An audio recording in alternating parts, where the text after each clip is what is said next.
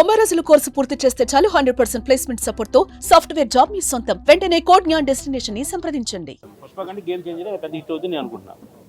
ఇప్పుడు ఆల్రెడీ చూసాం కదా, అది ఇప్పుడు చూస్తున్నాం. ఇది 4 రోజులు గ్యాప్ ఉంది. 2 రోజులేమో మొత్తం సుమారుగా 6.5 థియేటర్లో 2 రోజులు కూడా అన్ని షోలు అది ఇదే సినిమా వేస్తున్నారు. తర్వాత మళ్ళీ ఒక 10% తగ్గినా కూడా మళ్ళీ ఈ సినిమా ఉంటుంది. కాబట్టి ఈ game changer highest gross culture. అంటే ఇండియన్ 2 ఎఫెక్ట్ దీని మీద ఏముంది అంటే ఒక ఫ్లాప్ ఏముంది, మర్చిపోతారు సినిమా. మీరు మర్చిపోయారు, నేనే మర్చిపోయాను కూడా ఆ సినిమా గురించి. కాబట్టి గతంలో చేసిన సినిమా కంటే ఎక్కువ కలెక్ట్ చేస్తే సినిమా ఆలోచిస్తారు తప్ప ఆ ఫ్లాప్ని ఎవరో గుర్తించుకోరు. అది డైరెక్టర్ ఫ్లాప్, అది హీరో ఫ్లాప్ కాదు కదా. అది ఫ్లాప్ అయింది కాబట్టి హిట్ అవుతుంది అంటున్నారు. అది డబ్బింగ్ సినిమా, ఇది straight cinema. Shankar first time తెలుగులో తీస్తున్నాడు. ప్లస్ ఇది దిల్ రాజు గారు అంటే ఒక ఫ్యాషనేటెడ్ ప్రొడ్యూసర్ కాబట్టి ఆ సినిమాని ఎలా బతికించాలి, ఎలా రిలీజ్ చేయాలని తెలిసిన ఆయన ఒక్కడికే. ఇప్పుడు సంక్రాంతికి వస్తున్న సినిమా మీకు ఎక్స్ట్రాడనరీ పబ్లిసిటీ చేస్తున్నారు. కారణం ఏంటంటే సోషల్ మీడియాలో దానికి ఎంత పబ్లిసిటీ ఉందో మీరు చూస్తున్నారు డైరెక్టర్ గారు. అలాగే బాలకృష్ణ సినిమా డాకు మహారాజ్కి అన్స్టాపుల్ వల్ల ఎక్స్ట్రాడనరీ పబ్లిసిటీ జనాలందరూ రీచ్ అవుతుంది. ఒక సినిమాని తీయడమే కాదు, దాన్ని ఎలా రిలీజ్ చేయాలో తెలిసిన ఏకైక వ్యక్తి ఎవరు అంటే ఓన్లీ దిల్ రాజు గారు. ఇది అందరికీ తెలిసిన విషయం. మళ్ళీ మీ అందరికీ గుర్తుచేస్తున్నాం. మరి ఖచ్చితంగా, ఎందుకంటే ఇప్పుడు ఎక్కడ ఈ ప్రీ రిలీజ్ పెడితే అక్కడ ఎవరో చచ్చిపోతున్నారు. ఇప్పుడు ప్రీ రిలీజ్ ఫంక్షన్కి ఫర్ ఎగ్జాంపుల్ అడిగారు గారు చెప్తున్నా, రాజమండ్రిలో ఈవెంట్ చేశారు సార్. అది చక్కగా ఆర్గనైజ్ చేశారు, ఎవరికి ఇబ్బంది కలగకుండా అందరినీ చేశారు. మేము ఇద్దరు కూడా థియేటర్ ఫంక్షన్లో ఉన్నాం, ఇద్దరం. కానీ ఎవరో సినిమా చూసి ఇంటికి వెళ్తుంటే కాకినాడలో కారు యాక్సిడెంట్, లారీ యాక్సిడెంట్ చచ్చిపోతే అది దిల్ రాజు గారికి పవన్ కళ్యాణ్కి ఏం సంబంధం అండి? అది జగన్ గారి ప్రతిపాదన, ఏం సంబంధం ఉంది? అసలు అది కాదు. వీళ్ళు ఈ సినిమా ఫంక్షన్కి దానికి సంబంధం ఏంటి? వాళ్ళు వీళ్ళని పిలిచారా, వీళ్ళు రమ్మన్నారు వాళ్ళని, వాళ్ళు వచ్చారు చూసుకున్నా వెళ్ళిపోయారు. కాబట్టి ఇలాంటివన్నీ దీన్ని కలపడం వల్ల డ్యామేజ్. భవిష్యత్తులో ఇంకా పబ్లిక్లో ఫంక్షన్ బెటర్ ఇంకా, ఎందుకంటే ఇలాంటి అరెస్టులు లేదంటే ఇలాగే చచ్చిపోవటాలు జరిగితే కనుక ఎవరు పనిష్మెంట్ ఇవ్వాలి? ఈ విషయం తెలిసినండి దిల్ రాజు గారు 5 lakhs చెప్పి పంపించారు. అలాగే మళ్ళీ రామ్ చరణ్ గారు 10 లక్షల అనౌన్స్ చేశారు. వాళ్ళు చేసిన మానవత్వం చూసిన చేశారు. కాబట్టి ఈ సినిమాలకి ఆ యాక్సిడెంట్లకి సంబంధం పెడతాం న్యాయం కాదు. ఇప్పుడు మీరు అన్నారు కదా, అనంతపూర్లో కేవలం క్యాన్సిల్ చేయడం కారణం ఏంటంటే బాలకృష్ణ గారి సినిమా ఇదే. ఇలాంటి మళ్ళీ ఏదైనా జరిగితే కనుక సినిమాకి మా ఇండస్ట్రీకి బ్యాడ్ వస్తున్న ఉద్దేశంతో ఆఫ్ చేశారు. తిరుపతిలో ఇన్సిడెంట్ మీకు ముందే జరిగింది.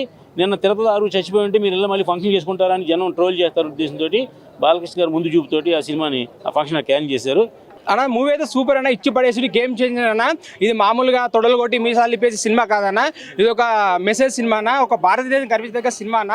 ఇంకోటి ఫస్ట్ హాఫ్ దీని డైరెక్టర్ వచ్చి శ్రీ శంకర్ గారు అన్న, యువ హీరో శ్రీ రామ్ చరణ్ గారు సూపర్ నటించారన్న. మూవీ అయితే ఇచ్చి పడేసిన మనకి యాక్షన్ సీక్వెన్స్ కానీ ఒక సోషల్ మెసేజ్ ఇచ్చారన్న. ఈ మూవీ క్యాజువల్గా వచ్చే సినిమా కాదని, ఇది శంకర్ గారి డైరెక్షన్ మూవీ వస్తుంటే చాలా అద్భుతంగా తీశారన్న. మూవీ అయితే ఇచ్చి పడేసిన మూవీ అయితే చాలా బాగుంది. ఈ మూవీ ఎన్ని సార్లు చూడొచ్చు.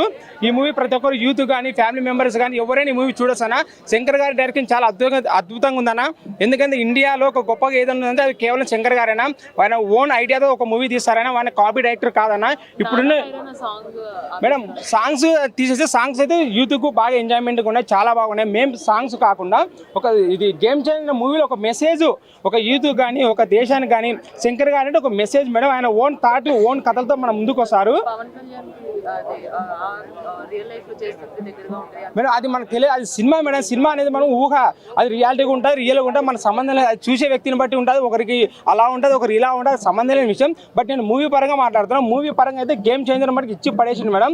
కలెక్షన్కి వెళ్ళి అవి పక్కన పెట్టేసి, ఎందుకంటే ఈ మూవీ డైరెక్టర్ శంకర్ కాబట్టి ఆయన కాపీ డైరెక్టర్ కాదు మేడం. ఎప్పుడైనా ఇప్పుడు ఉన్న ఇండియాలో చాలా మంది డైరెక్టర్లు కాపీ తీస్తారు, కాపీ తీసి మేము గొప్ప డైరెక్టర్ అని చెప్తున్నాం. అలా కాదు.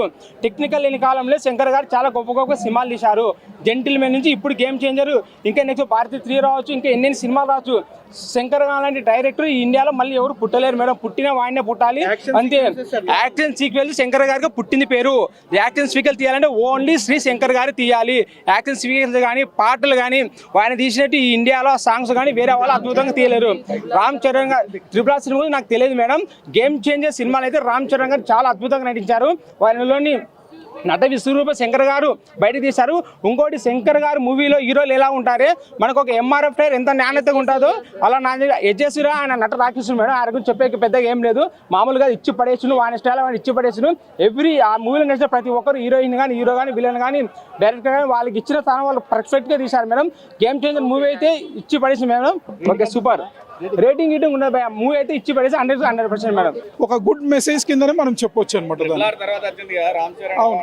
రామ్ చరణ్ చాలా బాగున్నాడు ఇందులో, ఇంకా హ్యాండీగా ఉన్నాడు, స్మార్ట్గా కూడా ఉన్నాడు. అది ఎందుకంటే అది అదంతా కూడా విలేజ్ అట్మాస్ఫియర్ టైప్ లో కాబట్టి ఇక్కడ క్లాసికల్ గాను గ్లామరస్ గా ఉన్నాడు. సుమన్ టీవీలో మీ పర్సనల్ అండ్ బిజినెస్ ప్రమోషన్స్ కోసం కింది నెంబర్కి కాంటాక్ట్ చేయండి.